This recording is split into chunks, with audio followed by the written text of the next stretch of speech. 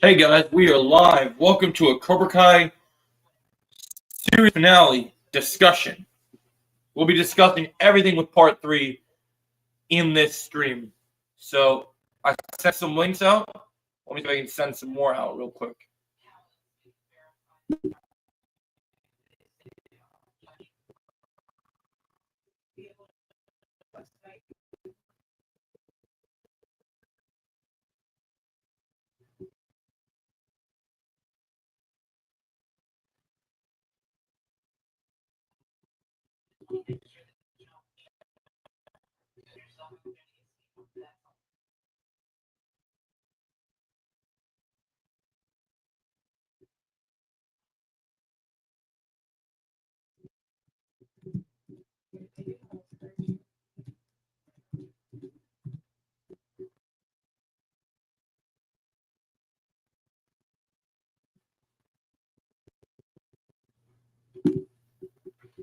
Yeah.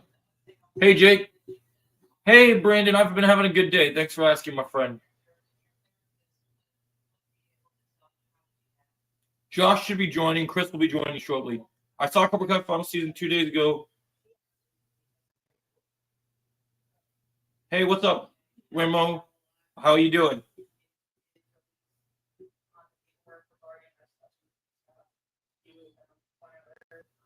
All right, no worries, Jake. It's all good. They'll be here soon. You weren't expecting an epic finale, Brandon?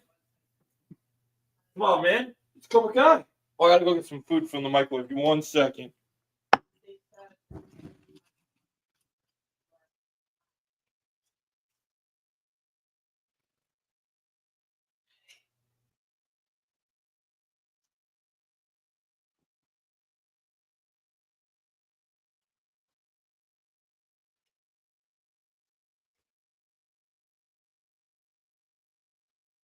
Nothing like some eggs and bacon. All right. Hey, Jim Tim, how are you, my friend? How are Melissa? Surprise is good. No worries, they'll be here soon.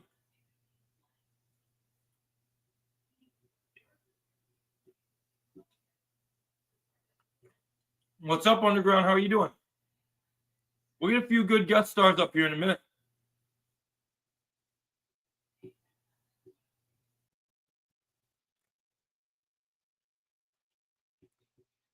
Hey, there's Nintendo Memories. What's up? Mr. Josh, welcome. Can you hear me? Just want to make sure that I hear everything's you good. good, boss. I hear you good. Sorry. Awesome. Start. I literally rolled out of work and I was like hungry. I was like, It's all good, brother. All good. cool. I know, man. I can't believe it's over either, Jim Tim. Here's the good thing, my friend. The show's called Cobra Kai. And Cobra Kai, Indeed, is the show is going to live on one show ends. Many other shows, and as we're going to talk about here today, movies will also be happening. Now, today I figured we'd just do a fun little discussion about reflecting on the fact that this beautiful show has ended and what we think of it. But also, I wanted to announce something that me and Josh have been working on doing as a weekly thing on Saturdays, which is that we're going to be doing a new Cobra Kai podcast. Even though Cobra Kai is not on, this will give us the chance to talk about Karate Kid Legends. I heard Ralph Macchio tease that he would like to have Karate Kid Legends as well. Do a Cobra Kai movie in a few more years, so that could be pretty cool. So, plus we're going to get, I think we will definitely get a lot of spin-offs. I just have a feeling. Because, well, the show ended beautifully. There are some new teases. Me and Josh are going to be doing a new podcast called Twin Snakes. And this will kind of be the introduction, first episode of it. But we may also have some other people join. And don't forget, guys, as much as we love talking about Cobra Kai, if you guys want to talk about just whatever the fuck you want, come Tuesday, you're going to get the Avengers of YouTube assembling in the biggest format that they ever did. Like, the first episode was great, and it was an introductory course. But this next episode is going to blow your minds, guys. I've been told from Retrolad here in the chat that we got some insane people coming on, and this collaboration, it's one of the best things we've ever done. So I'm excited. Well, so Josh, I guess we should get into it. So, how are you feeling after part 3? I can't believe it's over, dude. I can't believe it's over. But I gotta say, I think they knocked it out of the park. They, I agree. just how they ended everybody's story and tied everything up and gave Johnny that win. Finally, Yeah, I was crying all the way through, man. I was crying all the way through. I don't think I'm not to cut you off, but I don't think I've ever been as satisfied with the finale unlike this show. Like, I think there's been a lot of shows I'm like, oh, that was a good finale. This was, and I can't believe this is coming to, because I'm not trying to be one of those critic people like, oh my gosh, this is perfect and it's got to be perfect. I'm not one of those people, right? But this is the only TV ending I've ever seen that I think you can absolutely say it was absolutely perfect. Yeah. I've heard a lot of people say that. Like, I'm not much of a Marvel fan, but I did go see Endgame with my little brother because it was his birthday, and he wanted me to go with him, so I went with him. And even though I'm not a big Marvel fan, I still thoroughly enjoyed it, and I know from what I gathered from that film, it was a celebration of just everything that Marvel had built up into that point. And I and after I finished part 3, I was like, this was basically the end game for Cobra Kai and Karate Kid fans. That's what it felt like to me. Oh, I agree, Jim Tim. Yeah, let's William needs an Emmy. Yeah. So, guys, let me talk about my experience. Many of you guys that were up till 5 a.m. with me saw me cry on stream, and I've not done that in a long time because I was just blown away by the acting in this part. Specifically because, now don't get me wrong, he's been the GOAT of the show. Still, people can say what they want. But William Zabka has always been one of the best actors on this show. I mean, that's why they made the show, because it's about him. But what I will say is, he brought his just absolute A game this part. Like, you can make the argument that, like, all of it for Johnny is great, but there's one scene that Jim Tim mentions that I want to talk about, which is that last scene in episode 13. We already are in tears from seeing our fallen hero Miyagi literally manifest in front of Daniel. And before we talk about William, can we talk about Ralph, man? Holy shit, man. Ralph in this part, he goes from being he's got moments of like being super, from moments of just being like absolutely hilarious and brilliant. And one thing that it made me think of is it's just perfect. Like, the fact that I will love that scene. Not only do we get this great, them doing the wheel technique together, have me in tears, but when he sees him, and instead of being glad to see Miyagi because, he's missed him and all other things, he's mad at him. Because he doesn't understand. And the way that they wrapped up that story, now don't get me wrong, they're still going to do that Miyagi spinoff. That's still happening. I guarantee it. But that being said, minus Julie Pierce showing up, which I think is kind of stupid about why she didn't show up, which is her own damn fault, to be fair, because she chose not to come back. Yeah, and I'll be honest. I know a lot. This is gonna shock maybe a lot of people in chat. I've actually never seen the next Karate Kid. I've seen some clips, but I've never watched the film. It's just never really interested me. The only thing about that movie that would have been even remotely interesting is just that Julie is excited. Oh yeah, Retro wants to know: are you going to join us again on Tuesday for our main podcast? Hopefully. Again, I may only be able to be on for just a moment. For that first hour because I have to leave and go. The point of the podcast is what's really brilliant is we have all these great people collaborating together. And so the thing the thing that you got to understand is that, when I put this team together, we all have precious, valuable time. And some of us, we can't always stay for as long as we'd like. Hey, Zarkis, but what matters is the time you do give us is what truly matters. And so, whatever you're able to, if you want to stay for an hour, fuck it, I don't care. At least we get to chat for an hour. But whatever it ends up being is great, and I love it. So yeah, add him on the list. He'll be there for at least the first hour. Welcome, guys. And Jake says Silver was saying he knew Miyagi, kind of pissed me off. Well, we knew that from Karate Kid 3, and Silver's always going to push the narrative. That's his thing. You don't understand also, the character. Yeah, go ahead. I just also want to say, look, some people are gonna have, which I haven't seen too much pushback against it, but the fight with Silver and Kreese couldn't have been better. It was just the two of them. It was just the two of them away from everybody else. Two fallen heroes basically trying to regain some sort of worth, if you would, during that fight, and Kreese did that by saving Johnny's family. I mean, that couldn't have been better in my eyes. I agree, and I think personally, as much as I would have loved, because Silver is like one of the main villains of the universe, a lot of people would have preferred him to be around for the finale. But for me, I'll be honest, I love that those two took each other out. I think that was how it was meant to go. Yeah, and somebody also pointed out. I was gonna say somebody also pointed out, and I didn't notice this until I watched it the second time. But you know how Silver is really famous for, telegraphing that wheel kick, as Kreese would say in part 3.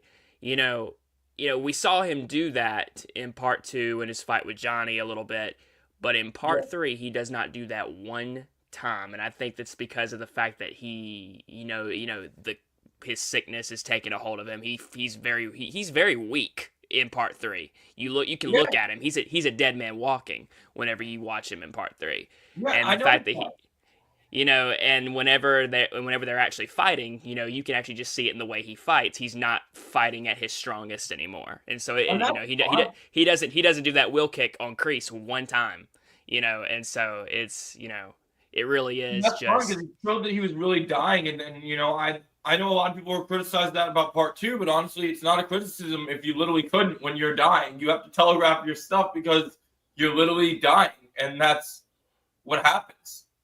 Mm-hmm. Like in part 2, when you watch Johnny fight him, it's like, it's like, oh, totally. I mean, because he definitely was dying, and even then, it just seemed like it was getting worse and worse. Yeah. That's interesting, Jim Tim. Karate is the YouTuber I definitely respect. And everyone has the right to have their opinion, but I definitely disagree. I think saying that's the worst scene in the show is wild. That's a wild take. But once again, that's his opinion, and he has that right. But yeah, Reptilad thinks Robbie was robbed. Josh, he says, I disagree. And I want to get your take on this. Do you feel like when you guys say Robbie's robbed, what does that mean to you? Because I think Robbie got a fulfilling arc. I think he did too. I feel like he had a good ending. Because he gets to go be with Tori at the end of the day. That's what he wants more than anything. I mean, yes, he wanted to win, but you look at how he values Tori. He values Tori above everything else, and he got to go be with her at the end of it. So look at when he gets injured. When he gets injured, and he looks at his dad in the eye. He handled that situation being second place for the final time way more than Johnny had in the previous storylines. Mm-hmm. So, and even says that. And so I think, to me, I don't think Robbie was robbed. And I think I don't think he was either. We're going to see a lot more. Hopefully he can win a tournament because he's a strong character. Oh, he totally will. So let's talk about spin-off potential, because I have an idea that I want to share with you guys.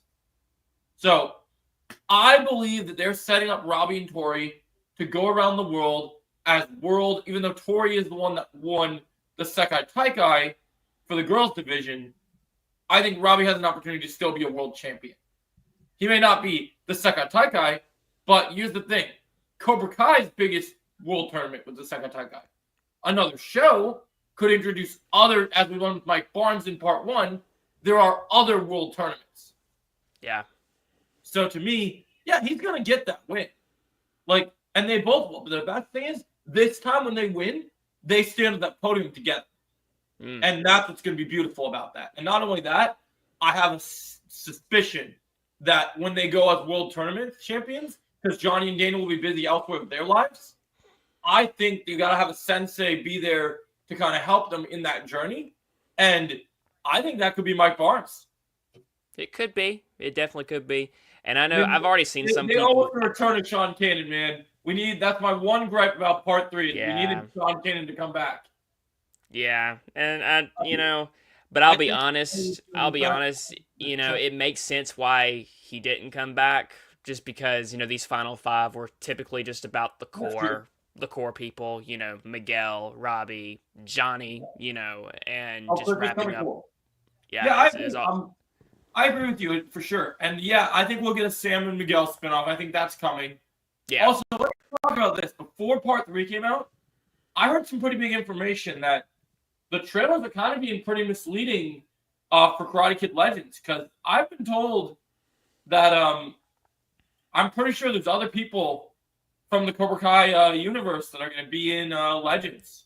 Yeah, Ralph Macchio did an interview recently where they asked him about that, and he said I think he was doing it as a tease. Honestly, He said maybe they will, maybe they won't. Who's to say? Yep. That's literally what I was like. Well, that basically gives it away right there. I think they're probably going to be in it, whether it be for like one tiny scene to just connect those worlds, or just maybe they're in it. A theory that I'm toying around with right now is I foresee. I think we may already have an idea that it's to part 3 who the main villain of Legends is going to be. You think it's going to be Wolf? I think so.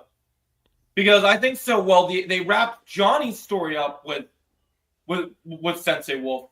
We saw Daniel and him had a good fight in part 2 before the brawl interrupted it.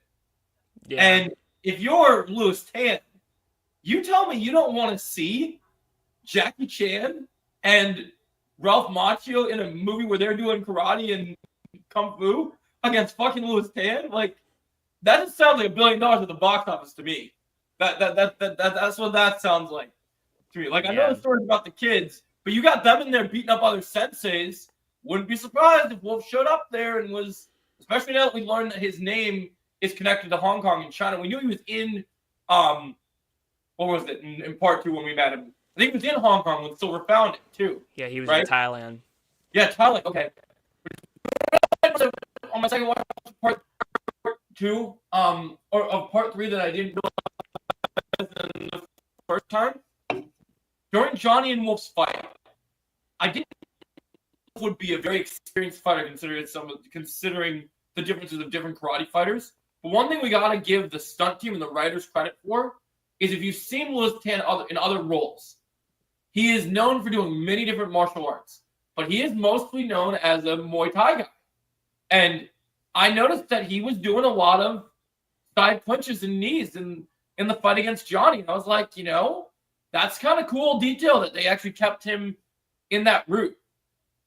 Especially since we saw his character in Thailand. I think that makes sense. Yeah. Yeah, I love that.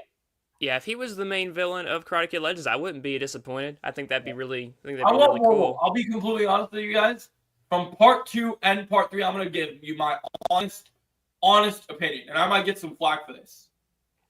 With let's see, if we count all the episodes we got of him in part 2, and because we got a lot more of him in part 3, with the combined screen time. And I'm going to be doing a ranking for this later, either tomorrow or Monday. I believe that Wolf, for me, is the best villain in the Karate Kid franchise right now. Because I think that they really brought someone in who gives me everything I want. I love Silver and Kreese, but the thing about Silver and Kreese is that he, not only they're old men, but even when you see them in their youth, they're just like the karate teachers. And when we introduced them, Silver was crazy. But if you watch Karate Kid 3 and you watch Cobra Kai, even before we found out he was sick, and I think he was sick for a long time. Because I want to bring up something crazy I found out to you that the writers didn't tell us that I learned about yesterday. You know, in part 2, when Silver said he had no legacy, I found out, and it was even further confirmed when he talked to Daniel and said that he was sick. Right? I believe that the reason that it hit him so hard when we found out Snake died off screen in whatever timeline between season 5 and whenever part 2 took place. Yeah. I think Snake was actually his blood. Yeah, because I found out that Snake died from the same thing that he would have died from, and that it may be genetic. Yeah, could be. What do you think about that? The idea that his entry was actually his son, like, so his legacy being gone. That's why he gets so pissed off. Is because his legacy is gone. Yeah, and it could be that. Yeah, could be that, and I think it's also the fact that just you look at that one scene where he's in the he's in the restroom and he's reflecting, and you can hear a little bit of voiceover from his doctor visit. He said he had 6 months. Well, that 6 months could have been back in season 5. Yeah, and then you look at that flashback at the beginning of part 2 where he's he recruits Sensei Wolf. It says that happened 3 months earlier, but that was but if you look at that, that's basically 3 months after that doctor's visit. So you go 6, 5, 4, 3 is 3 months left to live. 1 month after the death of Quan, he's down to 2. He's really close. He's really close to death at that point. Yeah, he doesn't have much longer to live. I agree. Yeah, no, I agree. He interrupted. He was incepted some monk-based moves. Yeah, that's pretty crazy, Zarkis. I think that's awesome. Welcome, Chris. So yeah, what I'm saying is I love Priest. I love Priest. I love Silver. I think they each bring something interesting to the table. But the thing that I love is, and this is a Hollywood problem that I'm glad that we got. We saw what would look like he would when he wasn't crazy, right? Because we saw him while he's retired and just kind of living the party life, and maybe even getting engaged in marriage for a little bit until Kreese pulled him back out. Kreese was like Daniel and Johnny, and he definitely messed up big time with Quan losing the night. That was a big L for him that this point part 1 to remind us. But what I love is there was rumors before part 3 came out that Louis Tan was teasing the fans and saying, "Oh, is gonna have some gray in him." And I was worried because I was like, what I loved about Wolf in part 2 was, please let Louis Tan just be the one villain in this show that is just absolutely evil. Talk about this on Tuesday. God, they don't do the Thanos bullshit with Doom. I'm trying to save the multiverse. I care about the multiverse. We just need to have bad guys stomp on throats. That's what we need to get to at this point. Because I'm getting sick of the, oh, look, I'm a villain, but I'm a good guy. Oh, I could be this. And I'm sick of it. I want someone who's just absolutely ruthless. Okay. Get out of here. I never moved this guy. Sorry, this loser needs to go. I saw a person being a hater. And yeah, no worries. And their name triggered me because they're naming themselves after one of my friends. And calling them a simp. So fun fact, I think you may have accidentally blocked me. So that was my bad. I didn't realize you had an alternate account. So yeah, I think one of my mods might have done it because I think they might have thought, that it was they were impersonating me. Makes sense. Yeah, makes sense. I'll go through my thing. Look at the one that has your name on it. I think I remember what it was, and I'll make sure I'll go through my studio and get that unblocked. Yeah. But yeah, I love that Jake that you mentioned about.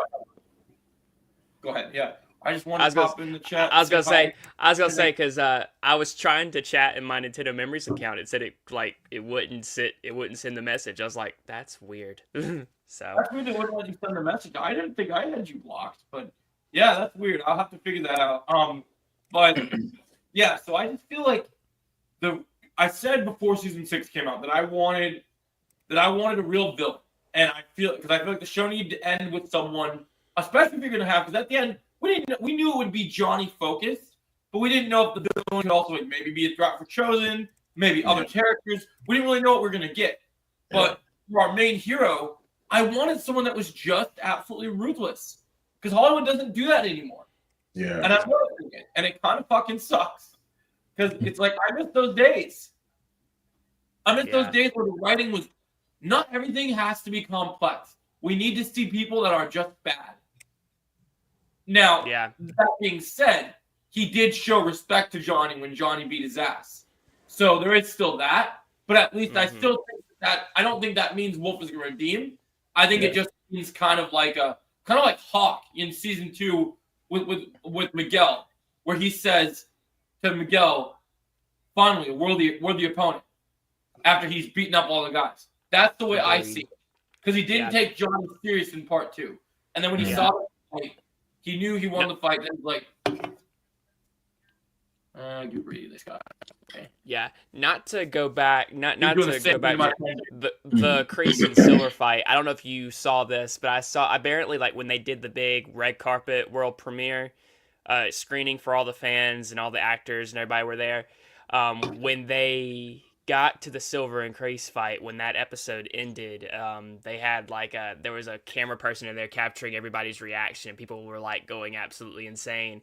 And when the episode ended, the lights came back on, and Thomas Ian Griffith and Martin Cove were on stage, and they did like one final bow to the fans, and like they got like standing ovation. They got like big standing ovation. That's cool. That's man.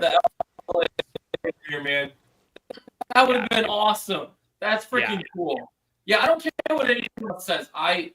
So I'll tell you something fun. My friend and I, we love to do like our own. We're both real martial artists, and he's a YouTuber as well. And so we like to do our own little when season 4 came out, and we saw Johnny and Silver, we recreated the fight in our own way. We have a longer version of it, like our own little kind of recreations.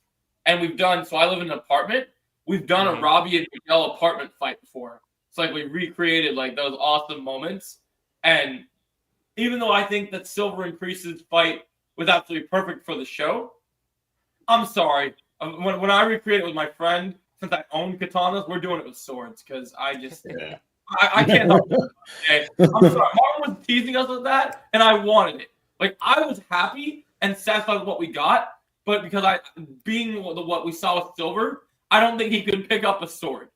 Although one thing that is kind of weird though, because if we thought about the idea that season 5 was 6 months, how the hell does he last against Chosen in season 5 and then go and fight Daniel right after?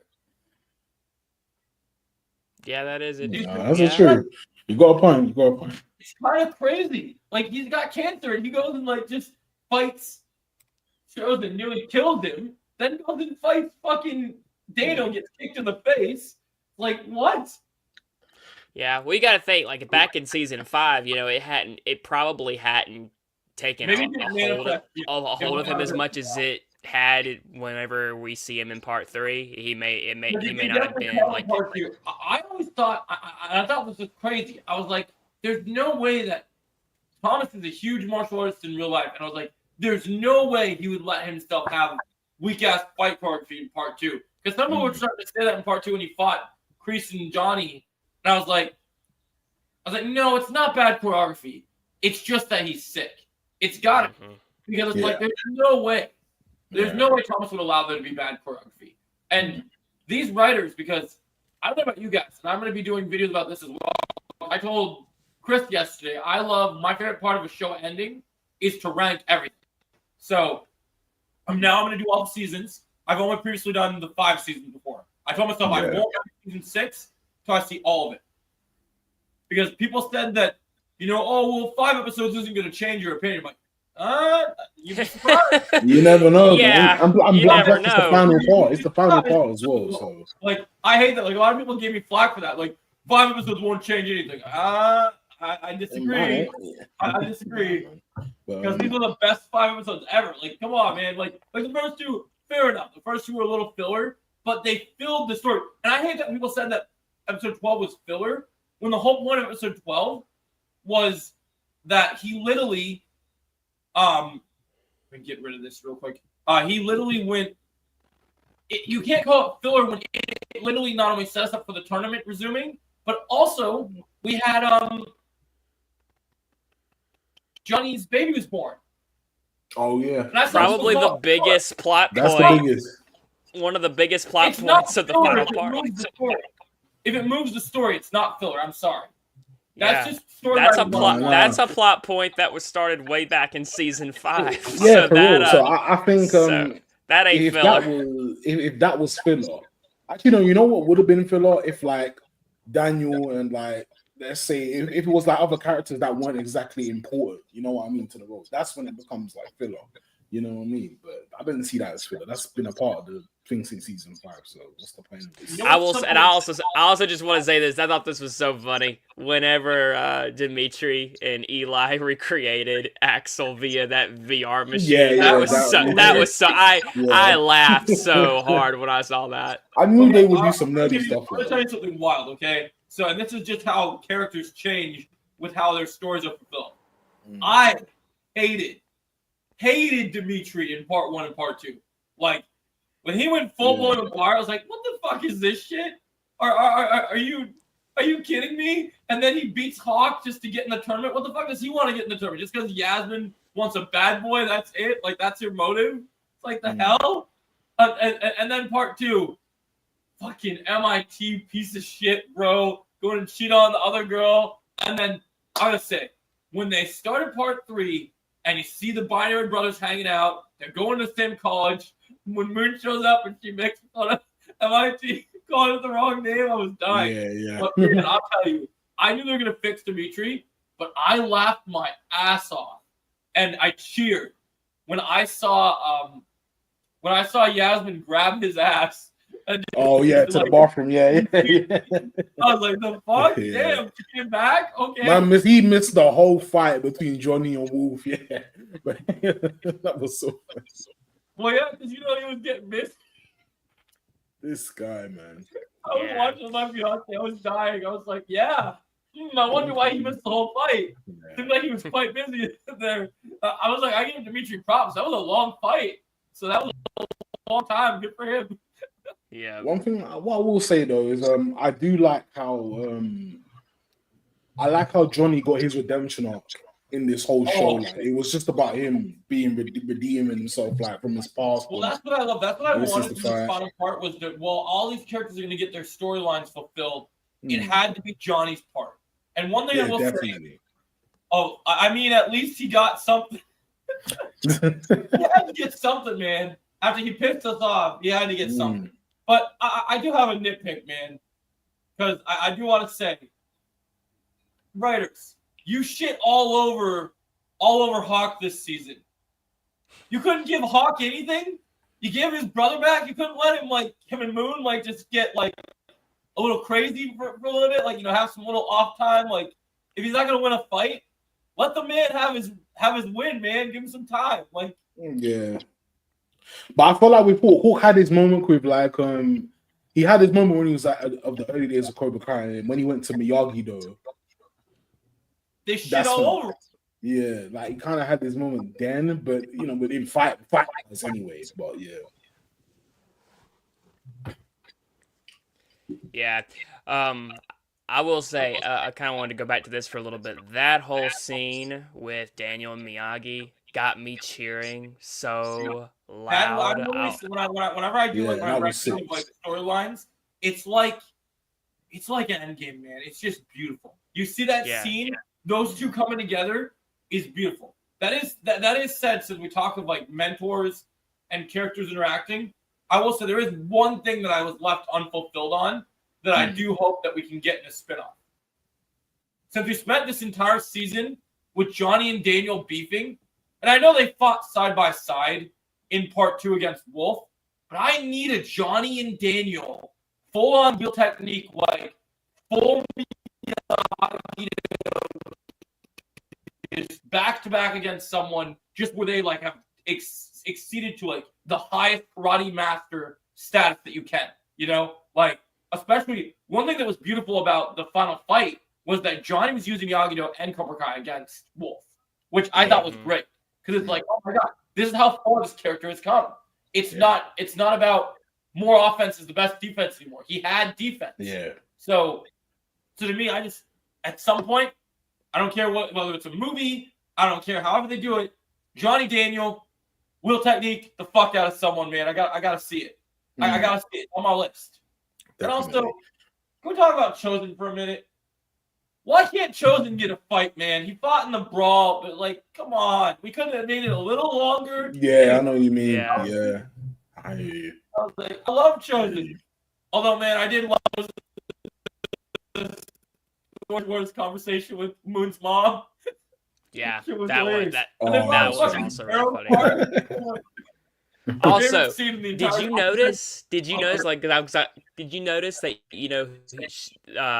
Moon's mom, she pulls like that card with the Grim Reaper. He says somebody will die soon, possibly more than one person. And then later on, Silver and Kreese die. Yeah. I want to talk about that for a minute. I found out something huge in the lore that nobody's talking about right now that I might make a video about. There's a philosophy thing that's crazy. Let me get rid of this fake ass bitch real quick. So in the philosophy, in episode 11, Kim Da-eun kills Master Kim with the new technique, right? Yeah. It starts a chain reaction. Because listen to this. You ready for this? After, if you think about it, Kim Da-eun is the new owner of the Way of the Fist. Master Kim founded the Way of the Fist that is the style of Cobra Kai. Yeah. Right? She kills him. Kreese kills Dennis, who was Cobra Kai as well. Yeah. Now, after that, Silver and Kreese kill each other. So that makes a really good point for the future of this show and any future storylines. Yeah. Nobody that's Cobra Kai can die to anyone unless they're Cobra Kai. Did you Makes realize sense. that philosophy? Okay. Think Okay. about it. Interesting theory. Yeah, because everybody dies to a Cobra Kai. So if Johnny ever dies in any storyline in the future, it has to be from someone that's in Cobra Kai because it can't be anyone else because it's like it's crazy. I saw it. I was like, it makes sense because it starts a chain reaction. He dies, then Dennis dies, then Kreese and Silver die, and they're all Cobra Kai. That's wild. I just thought that was cool. Yeah, Also, I wish they would explore. I know they had those scrolls in season 5 and season 3 with that Chosen we're talking about, like when we learn the pressure point technique and stuff. Yeah. I really hope that someday they're going to explore those scrolls more because I still would have got to an explanation because we know usually all these techniques in this show. What is the thing? I mean, they could possibly do it in that Kim Da-eun. So say they possibly could do it in Karate Kid Legends because that'd be awesome. Because I love them to go for the scroll. Yeah, because Mr. Han does come to Miyagi-Do to see Daniel, and that's where he has. Because one plot thread that is left unfinished is in season 3. Anthony and Daniel have a conversation, and Anthony asks Daniel, "What's that scroll?" And Daniel says, "Something I hope we never have to use." That's I true. wonder, I wonder what it would come to for that to be used. Yeah. I wonder, you know what it is? I wonder because in the second attack many years ago, when Mr. Miyagi was doing it, he killed somebody. I'm wondering if that's the move that he had to do to kill somebody. Probably, yeah, it probably was. That because I think that would be if they ever do a backstory of Mr. Miyagi, like a spin-off story for him, and we get to go look through his past and stuff, and we get to see. I mean, if the writers have their way, that's the first spin-off they're doing. Like, if the writers have their way, you really think they cast that young Miyagi actor just for part 2, just to have the little like dream rematch with Daniel? No. Bro. They casted him for that show. They were literally like, we need a young Miyagi so that the fans can get a Miyagi spin-off. That's why they cast him. Yeah. 100%. You don't bring on one person for one scene and not think about definitely 100%. they are in the future. Yeah. Also, just for the record, I hope. I mean, I don't know how much they watch other projects, but I hope Disney and Lucasfilm see the success of this show and Yeah. see what happens whenever you write for the fans, what Mhm. they Yeah, want to when see. it's actually handled well, and you have good writing, and people actually like the characters. Yeah, for real. Because- Honestly. Because this was the definition of how you do fan service, do it right while also serving the story. Yeah, what? Oh, yeah. Honestly. I agree. I just think it's great. I mean, we waited so long to see that Priest and Silver fight, and just the way that they did it was beautiful. Yeah, man. And you I'm know sorry. This cigar flick kills me every single time, bro. Every time I think about it. You know, it was total Mission Impossible. But if you really think about what I love about it, is I've said for years, Yeah. and it wouldn't have surprised me if at one point when they do the next James Bond, if the actor goes and plays the villain in this franchise. Silver is 100% a Bond villain. Nah, If you for think real. about him, like in season 5 when he rolls up with the sunglasses to go get his like senseis off the plane, total Bond villain. Total Bond villain. So to have that Mission Impossible style James Bond like over the top fight, absolutely. Yeah. Honestly. I hope Thomas Ian Griffith goes back and starts acting a bit more. I know he retired from acting, and he recently came out just to do hopefully Silver Cobra Kai one more makes a time. return. But I hope because I know that like he said in interviews that he just wants to write and direct and produce now, which is cool. But you know, I hope he because Yeah, I man, would he's have still seen got it. something else. He's man. still got it. He's definitely got it. I've always said that if they let him, I would love to have seen him. Like, I think he would play a really good. I think he would play a really good Joker if they let him. I think he would have been an awesome Joker with his craziness, like the way that he does that. I think he could sell it for sure. But you know, I don't know. But also, like, if they're gonna do more James Bond films, I would love him just being a Bond villain, over the top, just classic crazy Silver. Like, that's Yeah. he's a good actor. He's got the great chops. How would you like? What's your rating for like the whole show, like from everything from like season 1 all the way up to like the end of season 6? For me, the whole show overall, by the whole show, for me, when you think of season 1, great. Season 2, really weird. Too much teen drama for my taste, but we got the school fight, so it's kind of okay. Yeah. But so I'd say season 2, in my opinion, even though people will say it's season 6. For me, I say season 2 is the weakest season, because I think that season 2, Robbie's Lord Farquaad hair, the whole stuff with Robbie's Lord Farquaad hair, the whole stuff with the drama going way too over the top at the leading the night before Tori Dot showed up to school.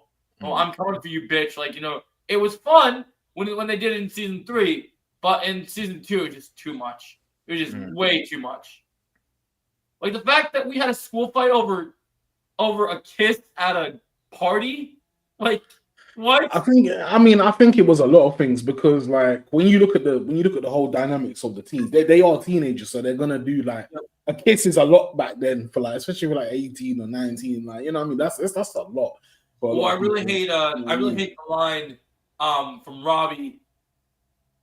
She and then Miguel when they're fighting, and they're like, "She doesn't love you. She loves me." Like, gosh. Oh yeah. Yeah. Yeah. You know, I mean, Yeah. Or the what was it? The one where Sam says, "You think give me this guy again pissed me off." The one thing about like where she's like, "You think you think I broke your heart, you broke mine too." Like that shit was but like I will say, overall, when you think of the best seasons of the show, when you go season 1, yeah, even with the issues of season 2, I still think it's a pretty good season. Season 3 is really balanced and really good. And I love that they up to the darkness, like connecting the World War II flashbacks, like the whole idea of like Priest and his heritage, I thought was really good. And then in season 4, I really liked that, even though we're at the All Valley, the build up to Silver the storylines, the way that they handled it. Even the All Valley was great. I thought they did some great stuff. And then Silver's version of Cobra Kai, just kind of seeing that fleshed out without Kreese there. I love season 5. I think season 5 is great. Like, I love all the things. Going to Mexico for the one episode, building up everybody that's been enemies, kind of all coming together, all at Miyagi-Do, I think was brilliant. The final fights, and then season 6. Well, there are some nitpicks. I'm going to say something kind of wild. Part 3. If we hadn't gotten part 3 as good as it was, I would say there's definitely a time when season 6 could be misstep. But part 3 fixed all my issues I had with part 1 and part 2. Right. Easily. And I think one of the, again, it kind of goes back to just the way Netflix handled it. I think the decision to split the season up was a huge misstep, in my humble opinion. I think I think if they would have done it all at once, it would have been better. Yeah, if it. I think the reason why, but I think another reason why they also did this was just because Cobra Kai has never been split up before, never. Yeah. And so I think a lot of that was in response to also the writer's strike, because the directors John, Josh, and Hayden have said that one of the reasons why they split it up was to give fans a little bit of an appetizer in early 2024. So because when part 1 released, they were still in post-production for like part 2 and part 3. Like part 2 and part 3 weren't done yet. And so they still had to finish out those. So it was just kind of their way to give fans a little something while we wait for the real fireworks. Real stuff, yeah. Makes sense. Yeah, I agree. I feel like, and I think they were doing it to build off the hype as well, because like this is like the finale. Like, so if they do it kind of in parts, people are that eager to see it. We're gonna be like, oh, when's the next part? When's the next part? So, yeah, I agree. Totally agree. Yeah. So to answer your question, Chris, I think I would be overall. I gotta say, because for me, the good outweighs the bad. Yeah. For each season, for each storyline wrapped up. Now you can say like there's other shows that like are like the greatest television series ever made. Like you got Daredevil, you got all these other things.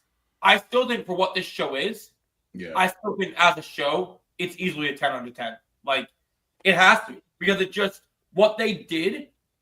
This show failed were 3 big budget movies that were supposed to be the continuation to one of the greatest trilogies in all time failed with thousands of dollar budgets. This show has the YouTube Red budget, then has a Netflix budget, and they're able to fulfill the amazing trilogy of 2 great movies and 1 movie that I think is pretty great, but a lot of people think is kind of mediocre. But I think that most of the Silver stuff made that movie, and Mike Barnes made that movie worth it. So yes, the way that they use these legacy characters, you see that Disney.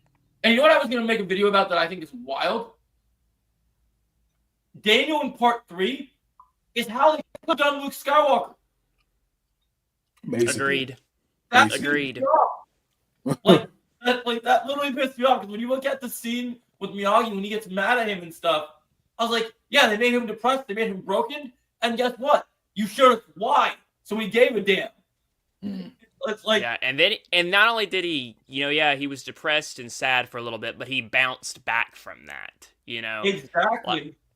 I could see why Luke would be down and out in Last Jedi. I mean, he lost everything. His own pupil turned against him. Sure, that's pretty heartbreaking, pretty terrible. But don't linger there. You know what I mean? Don't stay on this fucking island and then just go do a Doctor Strange shit. Get out of body, young self. Go there. How about you get your ass in that fucking X-wing and go smack some sense into your fucking grandson? I think as like well, you should have.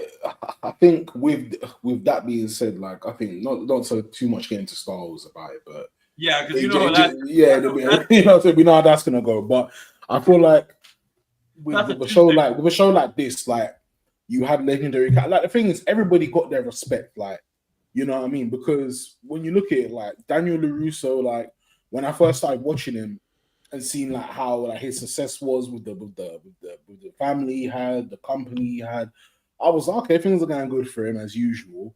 But then it's like you could see things he was slipping up because it was like he was worried about Johnny, and I'm thinking Johnny is like 5 steps behind you, like he's trying to catch up to where you are, and you're worrying about him. And then once Johnny starts like starts progressing and like building Cobra Kai, and then it's being taken away, then building, he's gone back to square one, building with Eagle Fang Fist and all these other things. This is the whole point of like the whole redemption. Like he's finally getting that. You know what I mean? And even LaRusso as well, because LaRusso, obviously, finding out your teacher did some crazy things in the past, and it just kind of like, it knocks your mental, because you know Mr. Miyagi as like the guy who's always put defense first. But then obviously, we're all thinking as viewers, like, there's a reason he must have done that they obviously haven't explained yet. And now that they've explained it, it's like, okay, now we know why. And it's definitely due to that, him killing the person at the second attack. So why he goes defense first, or defense is always there, because he knows if you go too far, you can't come back from that. So I think that's the whole plot. And then not only that, they're kids as well. So their kids get that message as well. So it runs through them. That's something we definitely need to see in the Miyagi spinoff, is we need to find out what happened at the second attack with Miyagi. Like, what pushed him to have to go that far. Yeah. I have a theory that Miyagi was in a bad dojo and that his sensei pushed him. Yeah. I think Could so. be. I also think, because I mean, again, it was a dream sequence in part 2, so we don't know who he really was up against. Yeah. But my theory is that it was actually Master Kim's dojo. I think it was him versus Master Kim's students. That's what I think. I think so too. We don't know. We don't know how long the Korean Cobra Kai has been around. That's the other question about spin-offs I gotta ask you guys. Yeah. Do you guys want to see this evolution of like, I know that it was mostly about love, but you know what I've been thinking about that's really awesome? Is if you look at the interviews before Quan died, Brandon H. Lee, who played Quan, really wanted to be like Chosen's student and wanted to interact with Chosen a lot because the characters are very, very similar from their beginning villain. So what's kind of cool is at the end of part 3, when he goes to see Sensei Kim now has Korean Cobra Kai. And as much as Chosen has been a Miyagi-Do for a long time, I think Chosen's about to switch from Miyagi-Do offense to full-out Korean Cobra Kai and train you. And I need that spin-off. I need cool. I need that shit. I think that would be fucking awesome, bro. Could you imagine imagine Yoon going to tournaments? Yoon's gonna fuck up so many people so bad. Just imagine Yoon talking like Chosen, like Yoon just being like maybe one guy gets in his face and Yoon's like, "You insult my honor again, I'll kill you." I'm not gonna lie. The episode, I know a lot of people called episode 11 and episode 12 a little bit filler. Episode 11 was dark when it comes to Korean Cobra Kai and Master Kim and what he was making Yoon do, and you know, dude, the fact that he was there, I thought it was dark what they did in part 1 when we first were introduced to Korean Cobra Kai, where Kreese made Yoon literally demolish the entire team just to prove that Quan was hot shit. And I don't know if you know this, but like when they did the choreography of that scene, there's an interview where Brandon H. Lee, even though he's a great martial artist and was just coming into his own as an actor, the stunt team, as someone who does karate, you normally don't you do like a throat strike, but you don't normally punch to the throat. So the fact that they went to that actual brutal like punch to the throat is insane. And apparently, I think it was actually Yoon's actor. I heard that when they did the behind the scenes, when it's all supposed to be choreography and you're supposed to like kind of make it look pretty for the camera, I heard he actually I heard there's a scene where he actually kicked someone for real. Like, yikes. You know, he's great at being a martial artist, but I don't think he had the actor shit done yet. So like doing the choreography, I'm sure was different. When you train martial arts for years, making that transition to a film is different. It's very different. Oh, I think let's talk about this for a second. I saw my friend Brandon said this. Yeah, I what think do you it's say? great. Oh crap! Give me a second. My thing is being all glitchy. Okay. Were you guys surprised by John Kreese's sacrifice? He chose to save his former student Johnny Lawrence from Terry Silver. Not at all. No, I think No. it made No. sense. It made Yeah, sense. because I think, you know, that final fight between Kreese and Silver was about the two of them trying to regain some sort of worth in the limited time that they had. Silver had I nothing also- yeah. left. Silver had nothing Yeah. left Yep. to lose. He only had Kreese 6 had months, nothing man. left to lose. Yeah. Yep. But Kreese had nothing left to lose either because Cobra Kai won, was about to win. You know, under Johnny, his student, he had nothing left to lose. The one thing that would, and it's kind of interesting because he entered into the Vietnam into the military to go be a hero, you know, and that's exactly how he went out. He saved his son, his student from being attacked by Kreese and And out, Dennis. out of all the fucked up shit that Kreese has done throughout this entire show, and even the Karate Kid, I think it's beautiful that he went out still like a hero. Like, Yeah. one thing that I'll be honest about, even though it wasn't as emotional as the Johnny scene, I'll be real, man. When Johnny was having Robbie and Miguel go sign in for the tournament, and Kreese was out there talking to Johnny, and he apologized for what happened in that very parking lot. Like, that shit got me. Like, I was like, shit, he's not gonna start this way. Like, when he apologized to Tori, fair enough, because that was fucked, and him and Tori have always had a good relationship. But when he starts, I've been waiting for him and Johnny to be cool since like season 4, when he tried to make amends and Johnny just smacks his hand away. It's like, nope, I ain't gonna do that shit. Because like, I gave you your chance in season 2, man. You turned my JoJo against me. Yeah, because even in that moment, when they were like, when him and Kreese finally had that moment, like Johnny, you said, like, you know, I believed in you. You was everything to me, like, you know what I mean. So it was just like when you look through what's happened to both of them, yeah. Like, Well, I didn't even have tissues in that scene. I was literally oh just my days, bro. I was literally holding my tears. I was like, "Jeez, but when did it get like? When was the fight happening, man?" Like, honestly, right, Chris? Yeah, no, but even in that scene, it's like I feel like they both needed each other. You know, what I mean? Like, they both need each other. It's so weird. I felt like I had the Mangekyo shotgun, man. My eye just dripping, like going down. It's like, oh, you know what I'm saying? Like they both needed each other for sure, because it's in a weird way that relationship that they had. As much as people may look at it from the outside like, oh, that's not a good relationship to have, but in the hindsight of it, that helped Johnny persevere a lot, because he was trying to avoid being like his stepdad. He was trying to avoid being like Kreese. Like those are the only two people that were like really like that should have been helping him, but they weren't. Like, so obviously he's doing his best to avoid all their mistakes and just try and like be a better person. And he's trying to teach Miguel about stop being like, you know, stop being a pussy, as you said, literally in every fucking episode in season 1, yeah. But that's in the hindsight of it, he became better as a teacher. He learned, like, saying, you know, maybe this isn't always the way to go with, like, you know. Yeah, I liked how because I remember at the end of what was it? I think at the end of episode 6 where Cobra Kai, they open up the back of the old dojo, right? He says strike hard, strike first. All that's different now to him. He even said himself, like, it doesn't mean the same thing anymore. In life, you can do that, but when you're doing it to other people, it's not exactly the way forward. Did you guys catch the fact that when Silver and Kreese ended, when the explosion goes off, Silver says no, and then Kreese as he's ready to just accept his fate. Yeah. So the fact that just like tied it. Yeah, no, for real, man. Yeah. Like that. I always said that bit. I was making fun of it yesterday. I was making fun of it yesterday because I was just like, I was thinking of Metal Gear Solid 4 in it with Snake and Liquid, bro. But at the end of that game, they're both just fighting on the boat. I'm like, God, this is hilarious. But yeah, hey.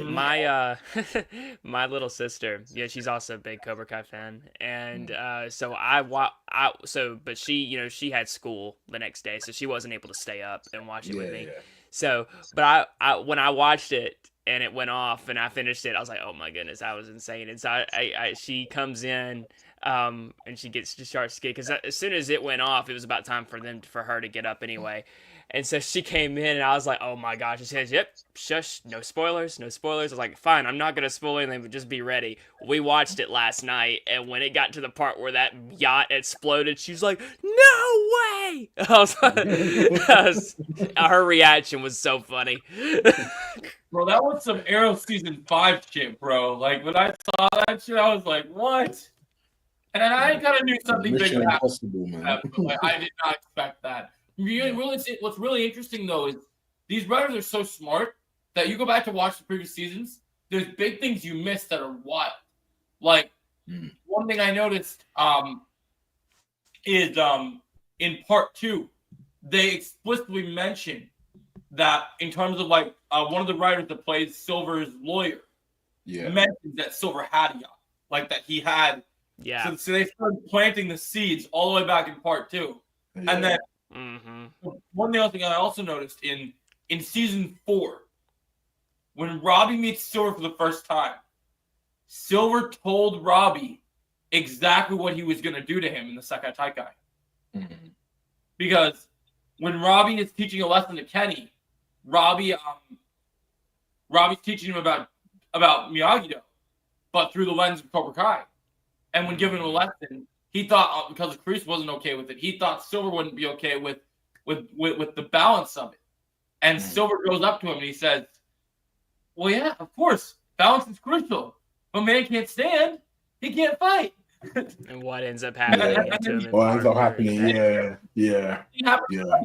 Same thing happened to Robbie. Yeah. Because Robbie looked for a crazy kick, Axel grabbed his leg, and yeah, I mean that even going to that fight with Axel Robbie, like I knew something like that was coming. I didn't think it was going to be that severe, but I just knew from like Silver, like the way he is, it's going to be like do what you need to. I'm like, yeah, something the dirty is going to come, whether it's like a bruise or something. One thing I noticed about the difference in part 2 and part 3 was in part 2, Silver was calling all the shots until like. Not at first, because Wolf was the one that was emerged in the tournament until Silver revealed himself. When he revealed himself, Silver tried to take the reins. But what I love, and this is why I think Wolf is the superior villain in the universe right now, is because we're probably also going to get more of him because he's young. Yeah. And then one of the things that I love is that every time he was on screen, I will always love Silver. Yeah. But Wolf overshadowed him so much. Like when Axel was supposed to be getting ready to fight Robbie, right? Did you notice when he looks at Sam? Like Wolf pulls a Deathstroke, man. He looks right in Axel's face.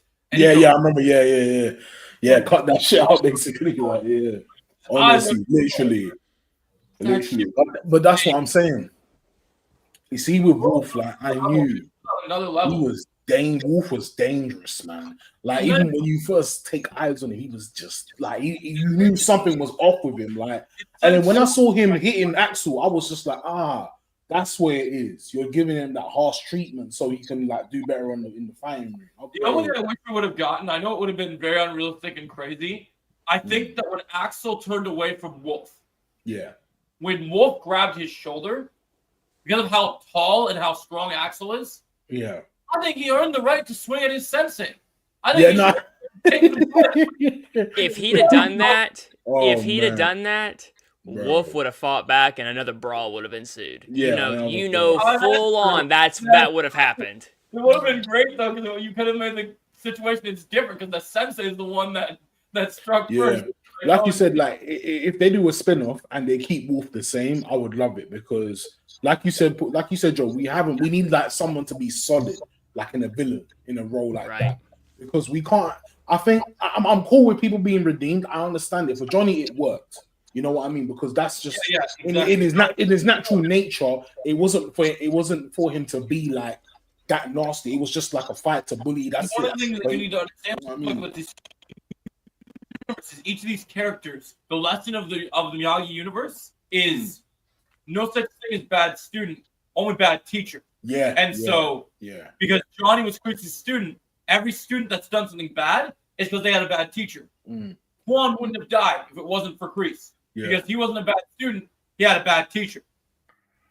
And so even though he was arrogant, Master Kim was the worst of all of them. Yeah, Master Kim. Oh, bro. You see, they could even dive into that, but Master Kim, like what he was doing, how he built his dojo and stuff. So I think Master Kim, like flashback, like with the same actor because the actor's pretty young. I would love a young Master Kim show. I think a young Master Kim show would go hard as fuck, bro. Yeah. It's like they could also because they could also bring Silver, like, Miyagi in there. Yeah, that, but they could also bring Sato back because Sato knew him. Well, I still think I don't know. Oh yeah, true. This is one thing I was kind of disappointed of.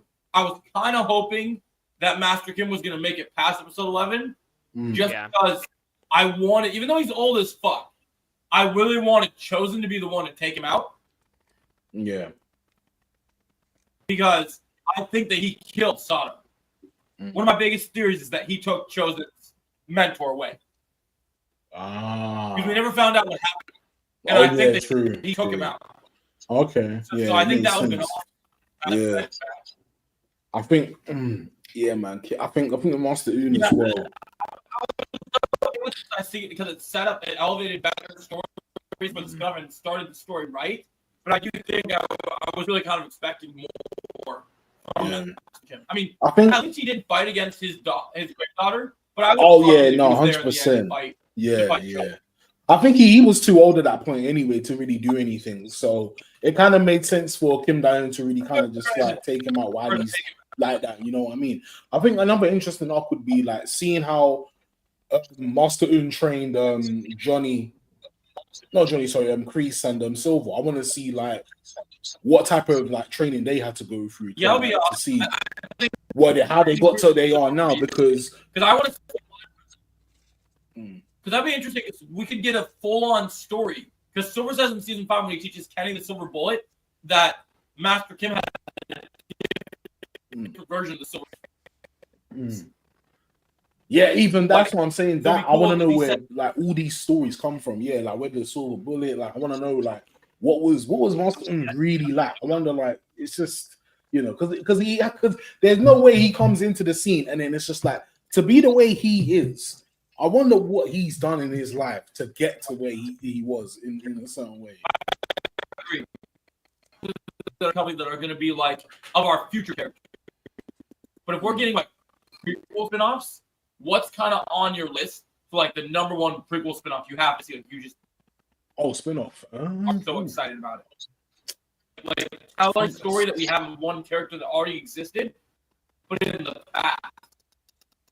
Oh, but in the past, like the popular one, people want to see a young Donna talks that that his father gave to him, where he like ran that like kingpins out like behind the scenes, and he was making people sick. Like that's how he got his money. Is he was dumping toxic waste. Yeah. Into the river. I think for me personally, what I would want to see is definitely a. I would love to see a Miyagi prequel, which is definitely probably what we're gonna get. Which is what's happening, and that's what they want to do. They just haven't greenlit it with Netflix. Right. Another it's happening. Another series that I would love to see is Miguel and Sam in Okinawa. Oh, see, that's like I want to see. Like, so there's like prequel stories, and then there's like sequels, right? So like Miguel and Sam will either get a new show or they'll get a movie. I think they could get a movie. Because I think what Ralph said with what Karate Kid Legends opens up the door for, spin-off idea, a Stingray story with him running. Oh, I want that. Can we talk about that for a minute? I can't believe Stingray. Oh my! That was so funny. I'm sorry. Stingray is like one of my favorite characters. I'm sorry because he's just too funny, bro. I felt like we needed a character like him in the show. Dude, we need a Stingray show. I would watch the fuck out of a Stingray show. That shit or a Stingray movie. I would go to see my popcorn. That'd be prime comedy, man. Stingray. Because I can't lie with Stingray, like when I saw him in season 2 trying to apply for the job to be the security school for the kids, he was like, "Oh, allow me, I'll deal with it." And I'm just seeing pull out the movie. I'm like, this guy is not serious. Like, he just bodied half the students, and I'm like, nah. You know what's the best team though? You know what's the best team with Stingray ever though? In season 5, when he teams up with Daniel and everyone, they're gonna go up to the dojo and they can't go. And Daniel, his fight is with Silver. He's not gonna fight the kids. So Stingray goes up the stairs. He beats them out of the Cobras. Yeah. Yeah, I was not expecting to see Stingray again, but yeah, word. But that was hilarious. Kreese was always the one that was always treating Stingray like a buffoon. Good on Johnny for being like, yeah, man, Stingray can't be a student, but he can be a teacher, and that's just good. Like, you know what? I think it'll be interesting as well, because as much as Stingray, when it came down to it, one thing I liked about Stingray is that when it came down to it, he always was true to himself and who he was in it. Yeah, and at least I'm so surprised he made it out of the hospital in at the end of season 4 when Silver's like, "You want to be Cobra Kai? I'll make you Cobra Kai." Yeah, for real. He just batters him, bro. Honestly, but you see, that's the thing. Like with Stingray, it's interesting because like you can do so much with you could do so much with him. You could make it to where he's the same character, or he starts off being the same character, and then eventually he becomes that teacher that you wouldn't expect him to become, because you're thinking like, right, this guy's really becoming like this, even though he was funny, he was a goof, he acted silly at times, like he's still, so I think there's a lot of room for Stingray.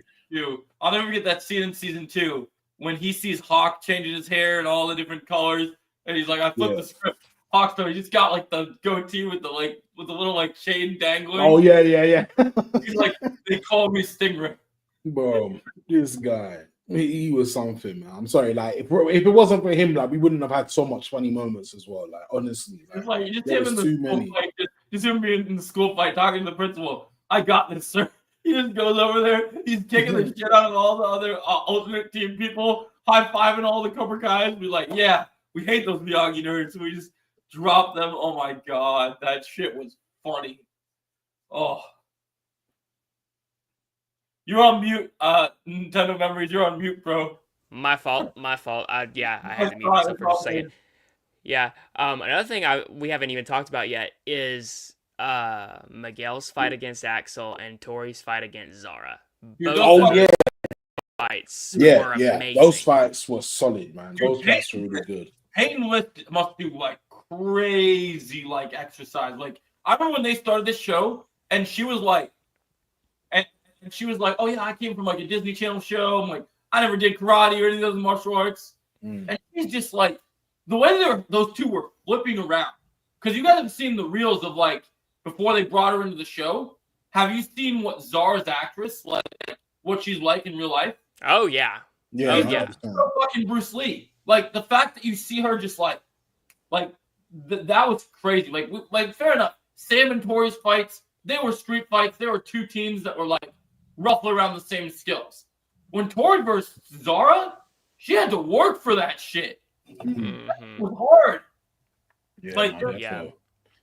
But I really loved in Miguel and Axel's fight how it showed like all of his training from previous seasons. Yeah, that was good. That was so good. That was so good.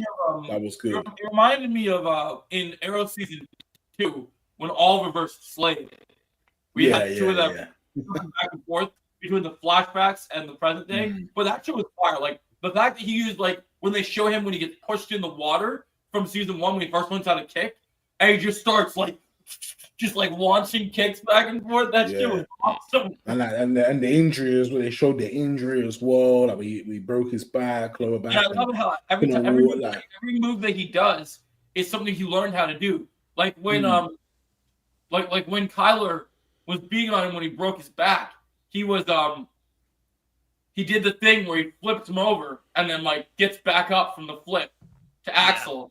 And then the thing I love, the best thing about the entire fight was how it ended. You could knock him out anyway.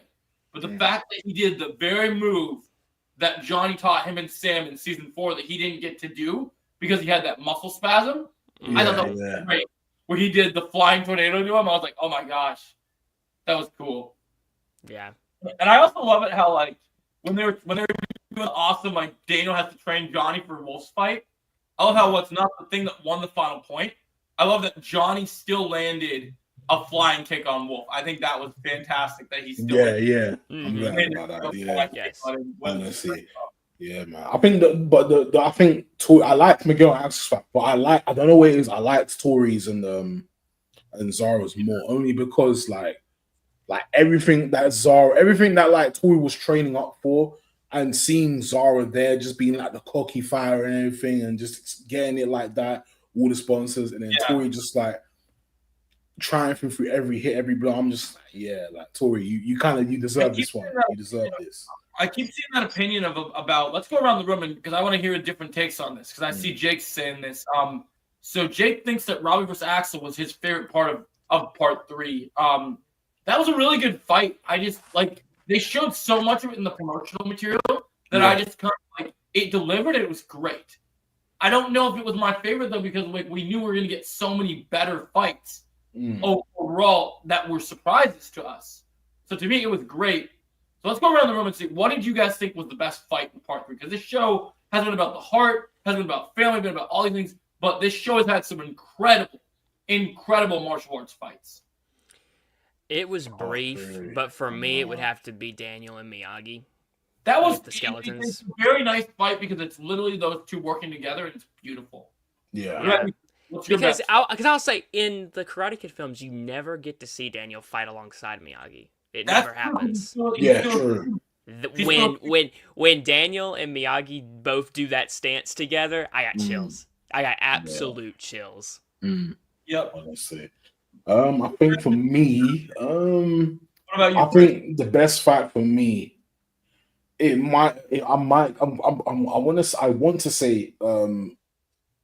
to say Miguel and Axel, but I'm gonna give it to Johnny and Wolf because it was just like I don't know, Wolf was just a different breed of fighter, man. Yeah, like he was just like whatever Johnny was doing, like he would just reverse, counter, straight away there on it. Like, you know what I mean? But then what I liked also, like getting towards the end of it, like the last fight, like Johnny may have been tired, but the way he looked back at Daniel, and he was like, nah, I'm not going to do the same mistake again when he's seeing something fancy like that. He's just going to back up, wait for the opening, and then that's what he did. So I think I'm going to give it to that fight. You give it to that because I was waiting for that. I love the teens fighting, but for me, one of my biggest gripes was other than the brawl, part 2 was so focused because of the tournament. Part 2 was so focused on the teens. We needed one adult fight to like, even though we got Daniel and Miyagi, it was a dream sequence. It was beautiful for a dream sequence, but we needed a real present day fight. And the fact that this is paying homage to Johnny's literal loss in 1984, and now he gets to redeem that against an opponent that's, no offense to Daniel, but this is an opponent far more skilled than even Daniel. So it's like, to me, I gotta say it.